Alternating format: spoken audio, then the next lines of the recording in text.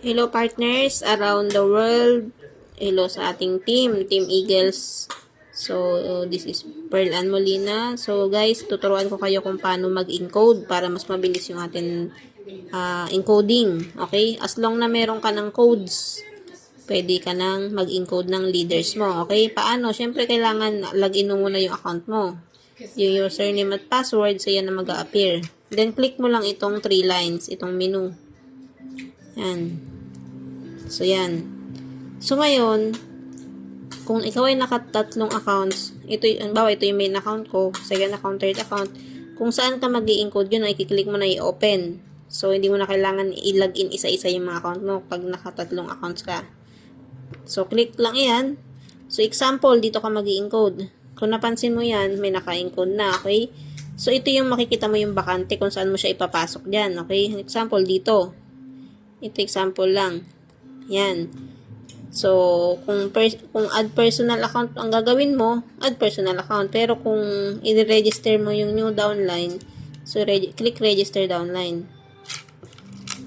Then, ilagay mo yung, kung ikaw ang sponsor, ilagay mo dyan yung sponsor username. For example, ako yung sponsor mo. I-encode kita. So, ito yung ita-type ko. Okay. So, example yan. Yan yung, ako yung sponsor mo. Then, click ko yung validate sponsor para sa kanya papasok yung direct referral. And then, next is, aking is, itong main account yung direct sponsor niya. So, ngayon, once na may code ka naman na, i-click mo lang kung anong package. Kung anong code ka. Halimbawa, ito, meron akong light package. May code ako na 2 sa light. Okay? So, ito yung starting. So, ito yung kunwari i-encode ko. Ay, mali. So, dapat meron yan number. Halimbawa, isa lang kailangan. Kung meron akong 2, so pwede kong i-encode. And then, username. Encode mo yung desired username niya. Anong gusto niyang username. And then, pwede ka naman mag-create ng password mo na. Pwede naman niya i-change. And then, email address. Kunin mo, mobile number. At yung kanyang full name.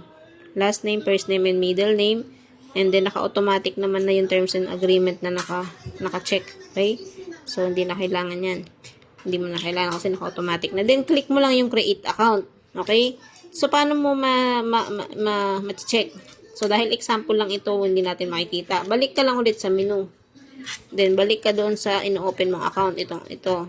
So, dito mo siya i-connect. Pag nakita mo nandito siya, yun na, tapos na.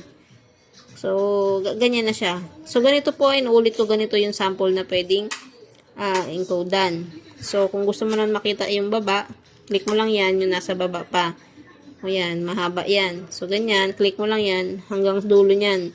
So, ganyan po yung sample.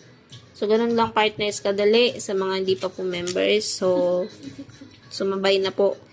Okay po, just tap your leaders or sponsor kung sino nag-alok po sa inyo. Ganyan lang guys mag-encode.